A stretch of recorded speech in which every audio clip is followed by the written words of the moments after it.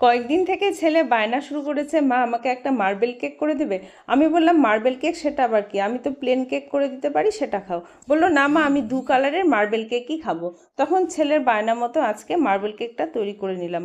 Marble cake করার জন্য একটা বাটিতে দুটো ডিম ফাটিয়ে ওর মধ্যে দিয়ে দিলাম চিনি গুঁড়ো আর ডিম ভালো করে মিশিয়ে নিয়ে তারপর দিয়ে দিলাম ময়দা, বেকিং পাউডার, 2-3 চামচ দুধ, 1 চিমটে বেকিং সোডা আর 1 চামচ ভ্যানিলা এসেন্স দিয়ে ভালো করে মিশিয়ে ব্যাটার তৈরি করে নিলাম। তারপর ব্যাটারটা দুভাগে দুটো বাটিতে ঢেলে এক ভাগে দিয়ে দিলাম কোকো পাউডারটা মিশিয়ে নিয়ে তারপর একটা কেক তৈরির বাটিতে একটু জিগজ্যাগ ডিজাইন করে দু কালারের ব্যাটারটা ঢেলে দিলাম। ব্যাটারটা ভালো করে ঢেলে নিয়ে তারপর একটা কড়াইতে নুন দিয়ে 30 মিনিট কেকটা বেক করে নিলাম। 30 মিনিট বেক করার পরই মার্বেল কেকটা তৈরি হয়ে গেল। আর এটা ভীষণই সফট হয়েছিল, আর ছেলে খেয়ে বলল এটা পারফেক্ট দোকানের মতো হয়েছে। তো বন্ধুরা, এভাবে তোমরা মার্বেল কেক তৈরি করে নাও বাড়িতে।